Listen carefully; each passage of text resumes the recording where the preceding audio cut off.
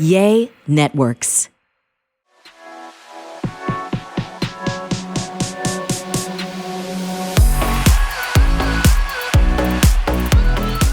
Hi, Wild Ones. Welcome back to the Wild Rose podcast. I'm Whitney Rose. And I'm Connie Daniels. Today, we have a special guest for you. She is somebody who Whitney and I both keep near and dear to our hearts. She is not only our famous nail girl in town. She's the best. But she's one of the sweetest, most kind people that I know. She came from a very different background than we did.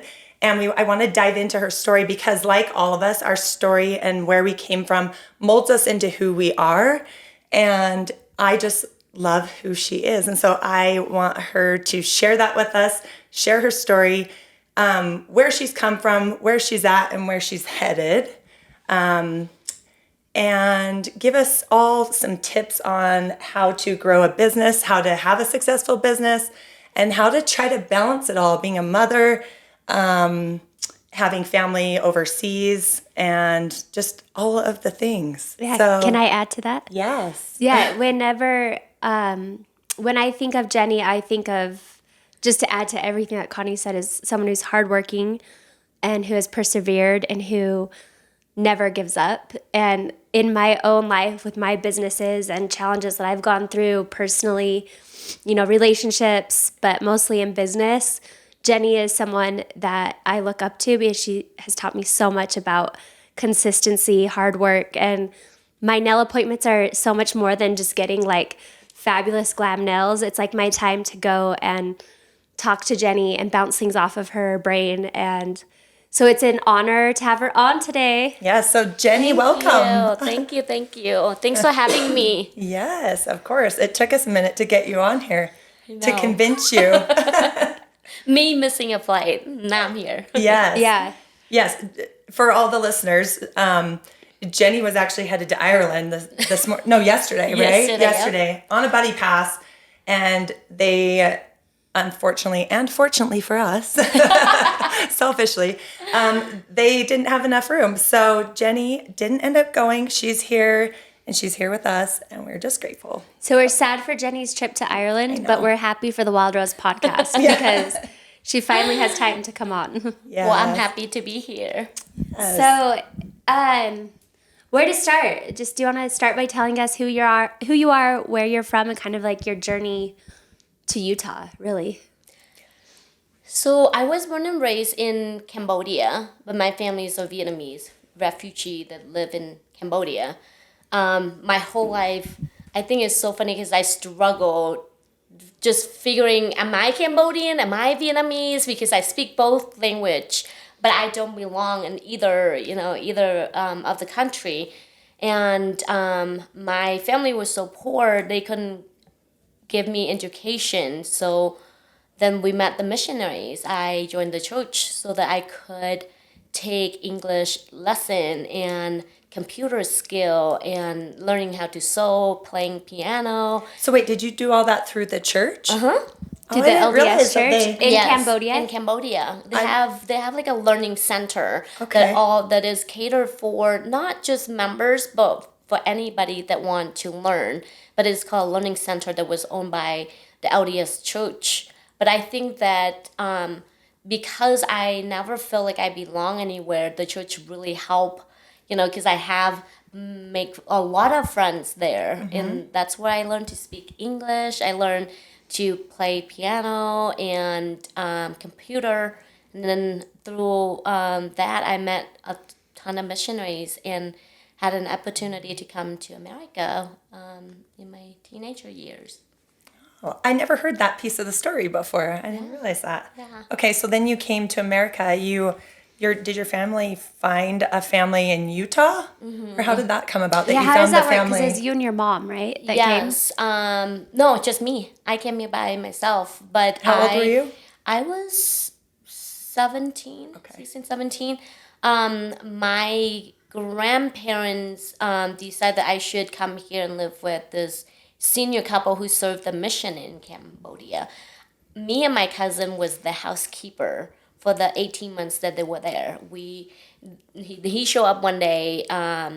I call him dad now, but elder Judd. He was like, "Why don't you come and clean our house, and we'll pay you $20 a month?"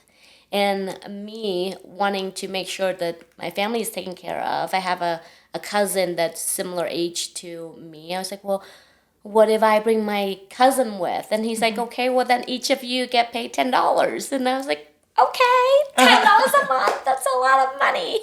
So Which it is in Cambodia, right? It is and probably in Cambodia, yeah. And this day. I felt so blessed. But that's how I gotten very close to them, and they brought me here, and I got to live with them. Mm-hmm. Yeah, Provo, Utah. In Provo, Utah. Yep. And did you join the church when you were in Cambodia? Mm-hmm. Okay. Yeah, I did. Okay, so you're a member of the church, living in Provo, 17 years old, cleaning their house, but living with them. Mm-hmm. So, and did you end up going to school here at all, or no?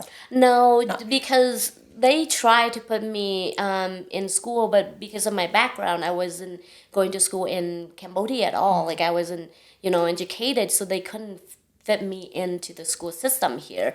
So my American mom helped me a little bit, like learning, to speak and to read in English, and a little bit about, like math and history in any ways that they could. Mm-hmm. And Is that pretty typical in Cambodia that the kids don't finish school or go to school? Yes, but I think more for people that are refugees having a harder time too.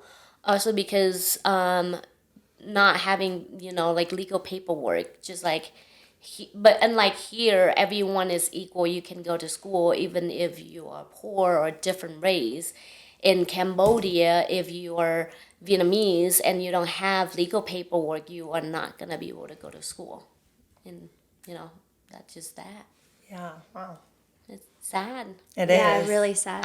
I remember there's so many times that I would sit outside of the school, just by the window, just trying to learn as much as I could. And Really? then the principal or, the guard would chase me away, and then I would run for my life. Really? Yeah. Oh Yeah. my gosh. You're trying you to listen through the windows? Yeah, I was like, oh, okay, now I'm learning. Oh, just a sweet little girl wanting to learn To more. learn, yeah. I just always, since I was little, I just always want to learn more. Yeah. So that's always been a part of who you are, is wanting to learn and grow, and it hasn't stopped as far as what I can see. I mean, I met you way further down the line in life, but And something else that like $10 a month. $10 a You month. could survive on that? Not really, but in for a some teenager, way, yeah. that's a For lot. where I at the time, I think I was like maybe 13, 14 years old, and we live in a household with like 20 people, so it's like a way of me chipping in. Yeah, so But- everyone chips in. Yeah, but I think rent at the time for my family was $30 a month. So for me to bring in $10, that's quite a bit. yeah, it's a big chunk of Yeah. it. Yeah. Yeah. So with 20 people in your household, you just mentioned. So Yeah. this is like, in your culture, like the whole family lives together, like grandparents, your parents, the kids, all in one. all in one room. And the house that I grew up living in with 20 people, that's the same size as my studio right now that you guys been to. At your nail studio? At my nail studio, that's including a kitchen and a bathroom all in there. So we just kind of like at night, everyone will bring out, we each have like a pillow and blanket, we're just like laying next to each other. And then we have like a tiny little balcony. If it's get really hot, then some of us would just go and sleep out in the balcony. If So is it this rained, sort then we're of- all just sleeping inside of the house. Okay, so if you had a balcony and that was to the outdoors, was this like a multifamily unit, like a apartment sort of? It's like an So, apartment. and for those of you who are listening, her nail studio is about a room, I don't know, would you say like Double this? 25 Yeah, feet by tiny. 30 feet? I mean, not Yeah. that big. Yeah, it's small. And you had a kitchen, a bathroom, and And is everyone, that- 20 people. I know that's like common in your culture, but is that also the refugee aspect of it as well? Yes. Yeah. So Okay. when did your family go to Cambodia? Because your grandparents are back in Vietnam, correct? They are now, yes, but they moved there after the Vietnam War. My grandfather worked for American government. So right after Vietnam War was wrapping up, and if he were there, the Vietnamese government find him. They either, they probably would kill him. And that at the time, my grandma was, I think, pregnant with their last and have 4 little ones. And my grandfather was just like, we can't. Like, if I stay here, I'm gonna get killed. You're gonna be stuck with 5 kids. Nobody gonna support you. And back in the day in Asia, like, once you marry and have kids, that's it. Like, you are broken. Nobody wants you. And so my grandfather took his wife and 4 kids and fled over to Cambodia in the middle of the night. Wow. Okay, so he was secretly working for the American government. Yeah. Because you said he would have got killed if your government found out. Yes. Yeah. Wow. And so he have a tattoo on his chest now that it say, I hate communists.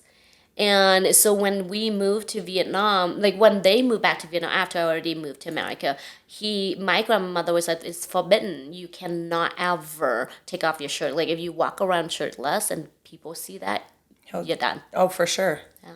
For sure. They don't mess around with that. Wow. You don't mess Just a with whole different communist world. country. No, you don't. I love learning about other people and their cultures, like especially so far away and so different from American culture. It's like, it's fascinating to me to learn how people live in different circumstances and things. Because sometimes when we think like, gosh, we have it hard, there's always somebody living in a whole different reality that could be a lot harder than, but I mean, your reality is valid, right? So like in your reality, whatever is hard. Yeah, but I think it's always important to check our white girl privilege. Do you know what I mean? Like, no, for real. Born into, even though like we would say dysfunction, like I was born into dysfunction, but I was born with my own bedroom, my own, like I never had to really worry. Mm-hmm. There was like, even when my parents were poor, I never had to worry about food or clothes. All the fundamental I was taken care of. Yeah. And here's Jenny out there at 15 providing for her family. Hustling from the beginning. As a refugee. Yeah. So kind of like fast forward to the United States, because like that's a huge like opportunity, right? Mm-hmm. How many people really get that in your situation? Not very many. I remember in my teenager age having a lot of girlfriends my age, that when you get to a certain age, because we live in such a poor country, that you either being so away from your family to another foreigner or becoming a prostitute to provide for your family. And I remember thinking, what's gonna happen to me? Like am I like just slowly watching my friend one after another have to go through all of that, and you sitting there hearing this story, but there's absolutely nothing you can do. But it's almost because it happens so much that you're not even shocked, like, oh my gosh, like my friends are being sold to a different country. Wow. It's like normalized because we were so poor, like parents just don't know what to do. And I watched my friend being sold for $500 to this man who was from Germany, and he was 65 years old, and my friend at the time was 14. Oh my gosh. So it's like sex trafficking, but it was normalized because they needed the money at any cost to survive. Yeah. And so when that opportunity came for me to come to America, even though I don't want to go, because I'm like, but this is my whole life. Even though it's awful, like you wake up and you're like, I wish I don't have to live here because it's so bad. Mm-hmm. But that's all that I know. I don't know what I'm going to do in America. I don't know nobody. I don't speak the language. I don't know anything about the culture. So I didn't want to come here. But my grandparents were like, you are the only hope for us. If you don't go to America, our life is always going to be like this, like struggling, paying $30 a month, living in the same house with 20 people. Wow. And so I did. I have $20 in my pocket and off I go. Wow. But the alternative to that was so much worse. So this isn't that long ago. No. So this is still happening today. Yeah. very I much. still have contact with some of my friends now, still struggling and living that, day to day, don't know what's going to happen. I think that even to me, living in America for the last 15, 16 years, I think that a moment that I kind of forget, like sometime I would sit there and feel bad for myself and be like, oh my gosh, life is so hard. Like yesterday, I didn't get to go on a trip. I feel so bad. But then I have to take a moment and remind myself, Jenny, like you are so blessed compared to your friends, the people that currently struggling, and this is why I never give up, because of how I was raised, the lifestyle, like the world that I grew up. I have seen the worst. So where I am, I don't think that it could get any worse than that. It's always humbling to go back to where you started, wherever that is, but especially in your situation, because the entire world views you as the Real Glam by Jenny. You have this amazing Instagram account. You have a very successful business. I mean, you're like booked out and like selective with who you take on because you're so busy, and like people come from all over for your nails. Like people would never look at you as like, because you're this glamorous, beautiful, successful woman and wife and mother, and like to know that this is where you came from. It's just like I can't even find words to say like how empowering that is, Jenny. Like, and like the fact that we're blessed to have you here in our life. And I want you to know how like important that is. Like you came from a refugee in Cambodia, and you're like who I look up to and who I parallel my business after. Thank you. So that, and that's all because of you. So you should be really proud of everything that you have done. And so let's take a quick break. But when we come back from the break, I would love to dive into like how you started your business and hear that side of the story, because I feel like we could talk for hours. Yeah, there's a lot of avenues that I'm realizing that we can go here. I mean, So we'll take a quick break.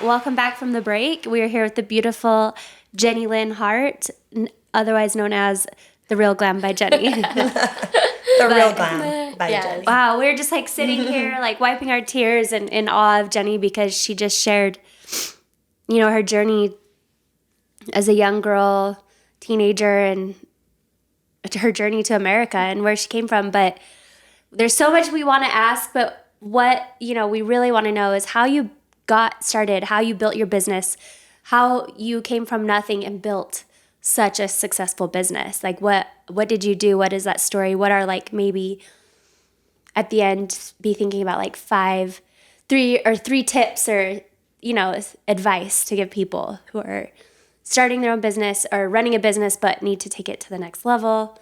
So yeah, so you came to America, living with your American parents, learning English, and how did you get into nails? One day I just walked into a nail salon and I said, hey, are you guys hiring? And they're like, yeah, do you do nails? It's like, yes.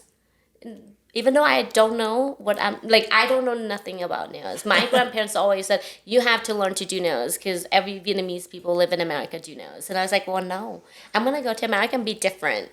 And then one day I was just like, you know what? I don't know. I don't think I'm made out for trying to work in the office, because I'll go back to not being educated and didn't have like a, education background. I have to pick. My American parents was like, you have to pick one thing that you love. You have to pick a skill set. And so I'm like, well, I'm just going to go and learn to do nails. So I went and started a nail salon. I decided that it was fun. So then I went to nail school, working 7 days a week, doing the same thing over and over for years. And one day I decided that I'm going to make a difference in the industry. I don't want to just do nails.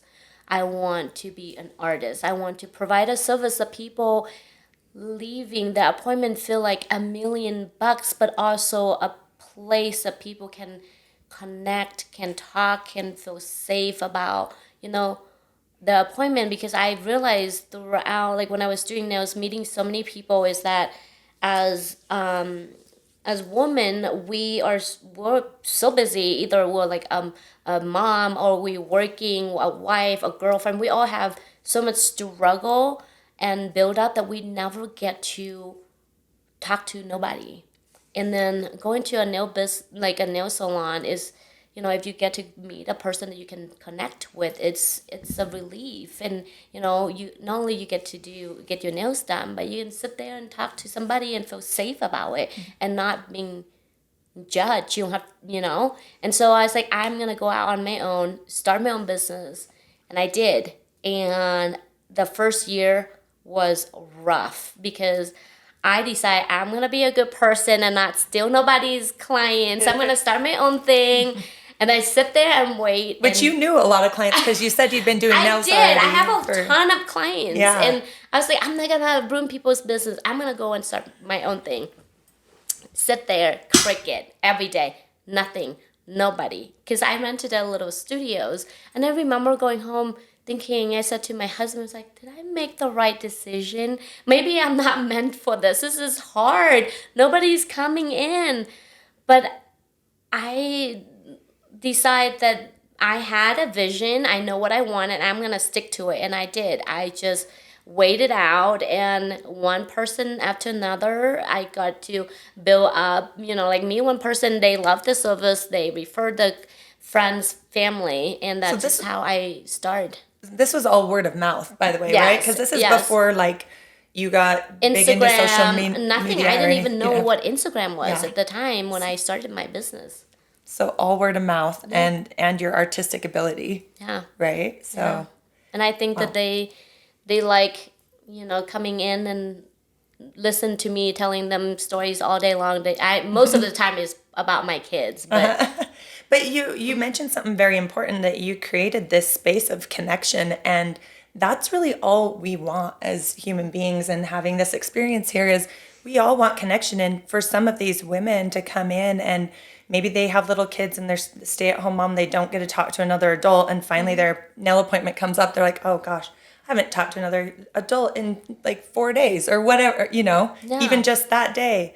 And they get to have that experience and connection that's meaningful to a lot of people. And So as you're, well, and like some people can't afford their nails, but it's the one thing that they do for themselves that, they'll slap that on a credit card because it makes them feel good. And it's time spent with Jenny. I didn't mean to like. No, you're right. How did you scale your business then? So you started growing, and it was all built on word of mouth. And like, how have you continued to pivot or like make your business, take it to the next level? Because I know you were one of the first. I feel like you're an innovator. You're always watching for like the new products that come out, the new techniques. But you were one of the first that did Gel X, right? yeah. So like, talk us through, how did you scale from just going from 0 clients to now I have clients? Like, what did you do to go the next level? I think it's my desire to learn and to grow each day. And I love my clients so much that I always think, like, what can I provide them? Something that's quality, that's healthy for their nails, that's, different, they're gonna last them for so long. Because I know a lot of people can't afford their nails. So I want to be able to provide a service that say, you are good to go for the next 5-6 weeks if you choose to. And for a while there, I was like, I don't know. I feel like every salon out there just, stuck with doing the same thing, either acrylic or gel nail. And a lot of the time people was like, oh my God, my nails break all the time. It's always chips. And then, so I did my research, and I learned that Gel X was a thing, but it didn't happen in Utah. It was out in California. So then I signed up for a class and drove myself out to California to learn. And then I remember telling my friend who also does nail, and I was like, we should do Gel X here. We should, provide that for our clients. And she was like, oh no, like, why would you do that? That costs so much money. Because with acrylic, you can just bring them back in, you fill super fast, and very little products needed to be used. With Gel X, you have to remove them completely and use a brand new set. And so, which, by the way, is why I love it so much. I know, and because I hate having the nail grow up and it looks all gross under there. Same, and I wear It makes nails me feel cleaner. too. Like, and so like with me, I'm like, well, I don't like what I see when my nail grow out, and I like the fact that I remember when I signed up for the class, they were like, the purpose of this like Gel X is that you remove them completely, put a brand new on, so that your nails is always healthy, and like you said, you never have to worry about like all of this nails growing out and yucky stuff. So I was like, I'm gonna do it.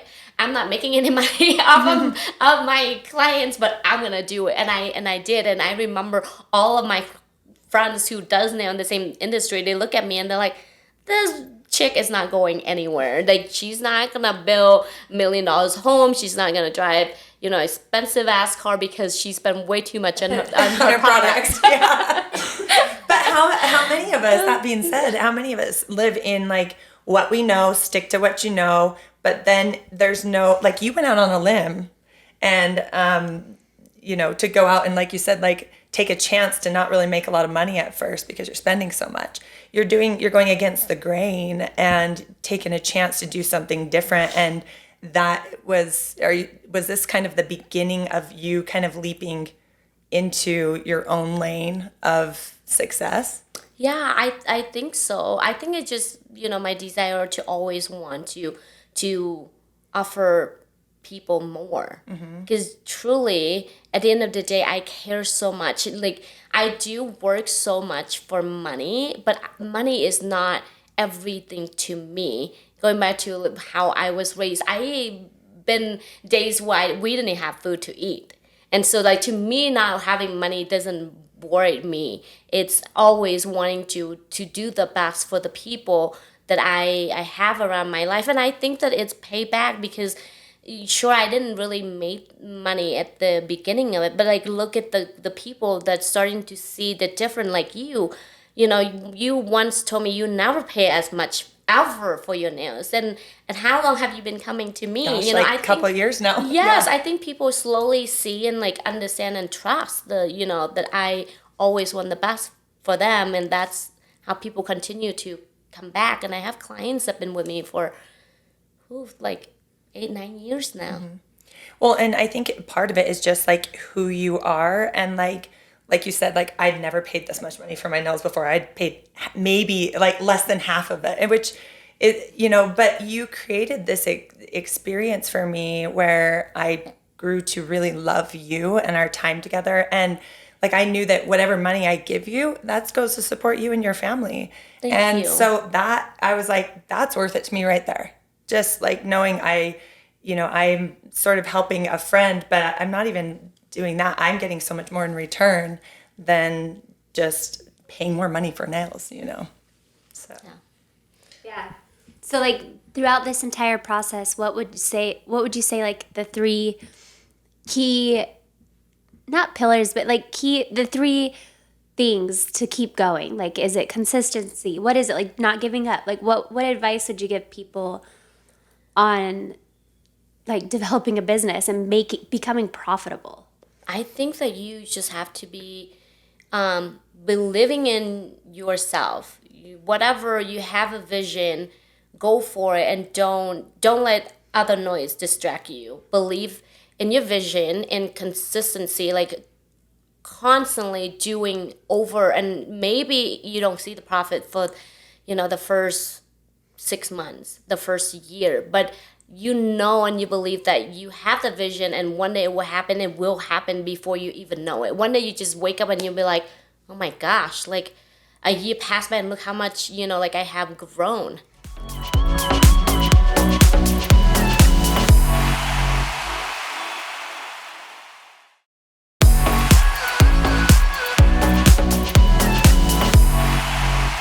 I don't know if you saw this episode, but it was a couple episodes back with Jimmy Rex. He brought up a woman who is the founder of Spanx. Her name is Sarah Blakely, and she when she was young, I listened to this podcast. It's on the Lewis Howes podcast, but who he recently Jimmy had on his podcast, which is awesome. But I remember Lewis Howes is one of the first podcasts I ever listened to, and I'm listening to this story, and he has this woman, Sarah, on, and she's telling a story when she was young. They would sit around. We didn't go into this much depth about it, but she, so that's why I wanted to get into it. Her parents ingrained in her at a young age, her and her brothers and sisters, that failure is just, if you're not failing at something, you're not trying.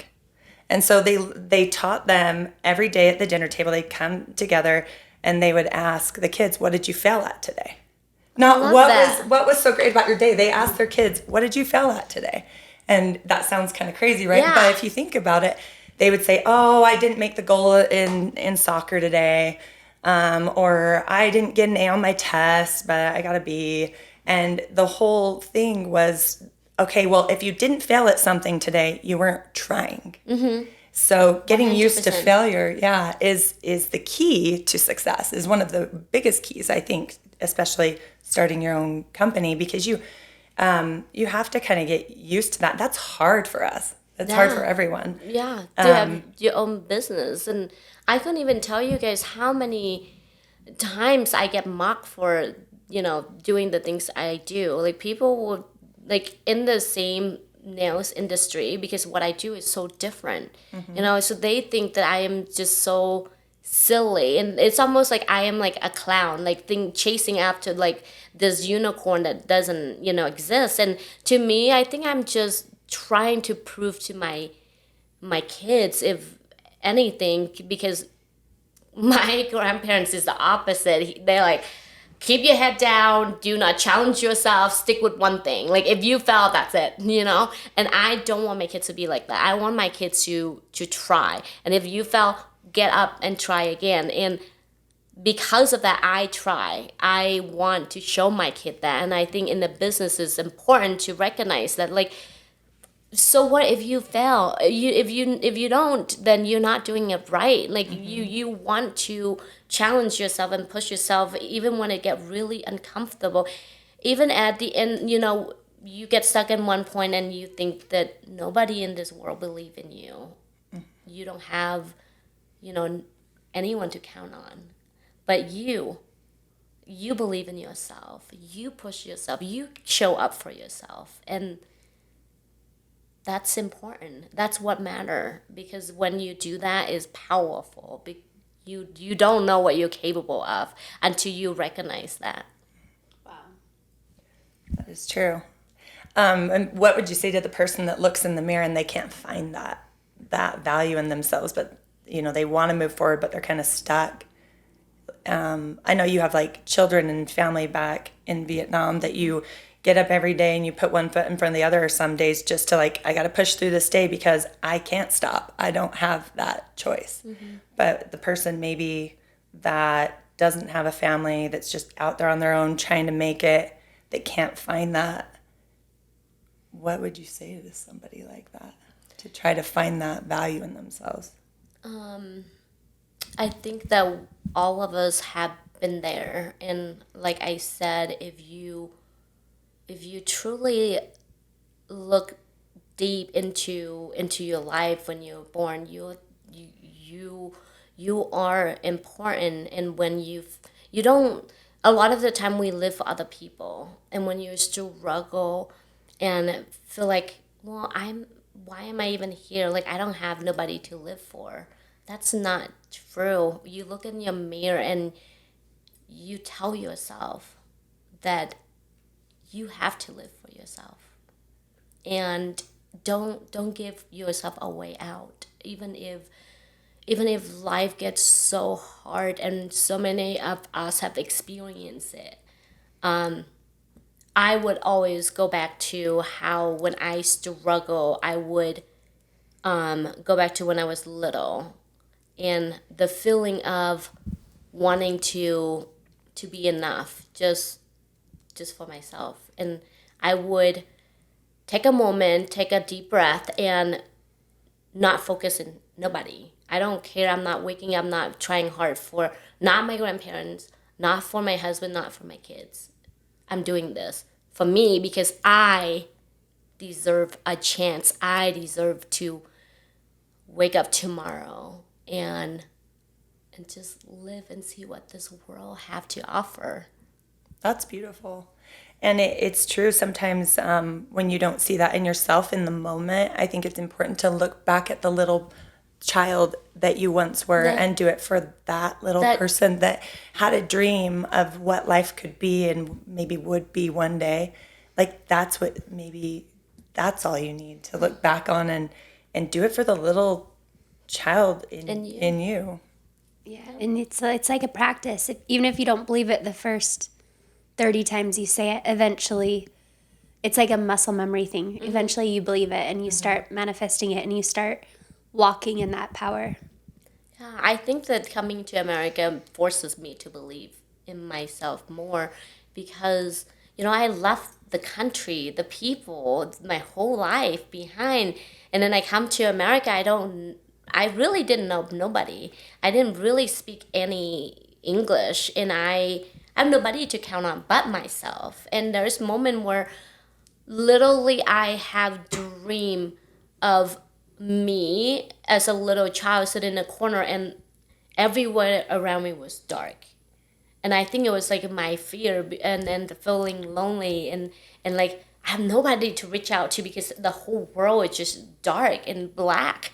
But I have to count on myself. I have to push myself out there. I have to hold my hand and be like, you can do this. Well, that's a beautiful dream because it puts everything into perspective. Like the light is shining on you.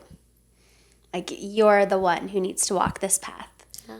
So it's like it could be a scary dream, but it also could be like empowering. Like God, higher power, universe, whatever you believe in, keeps showing you this vision because you are the light and you are the way forward. I know you believe in women empowerment, human empowerment, and I just want you to know that you embody everything that's empowering. And even when you can't see it, I just want you to know like you've influenced so many people, and I'm sure we're going to get amazing feedback and questions and from having you on today. But just you are so beautiful, so successful, so smart, and thank you for taking the time to come on our podcast. Yes. And I know you're not stopping here either. Like you're not just going to do nails. Like you have bigger dreams that you're putting into play right now. And yeah, let's manifest it. What is it? What's next for Jenny? Let's put it in the universe. This is the first step in manifestation. You have to say it out loud. Yeah. So do you want to share with us a few things that you're kind of working on the side? I think that my next step would be, and this is my own struggle, I'm working on it, but my next step would be trying to put myself out there to help inspire more people that are me, like struggling coming to America, that don't speak the language, that need help and know their worth. I want to do that. That's one thing that I want to give back to my own community because I have watched so many Vietnamese people that come to America feel like we are not enough because we're not educated. So we have to keep our head down and we have to just work our life away and then have time with our kids, and then when you turn around, like your kids are grown. And I want to give that to my community and show them that no, we can break the mold. We can do so much more. And I am trying to work on that, having the strength to put myself out there You're doing it. You're here. You're here. Yeah, it's beautiful. Thank you. I love that. And can you let everyone know where they can find you? You can find me at the Real Glam by Jenny. I don't remember my handle. On Instagram.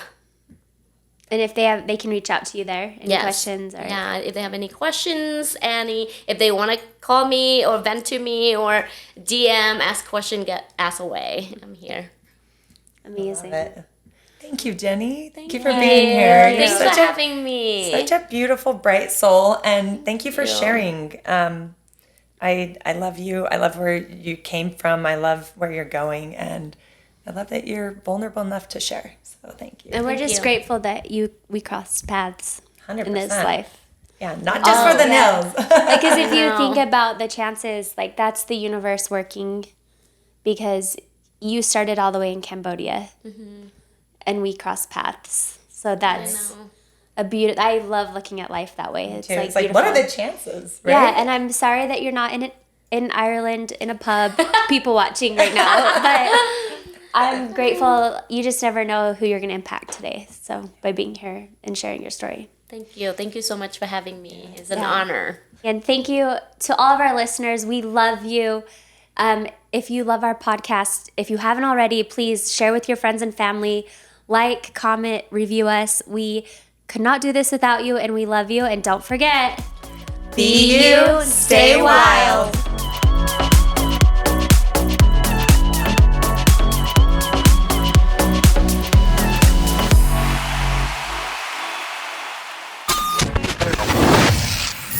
Yay Networks.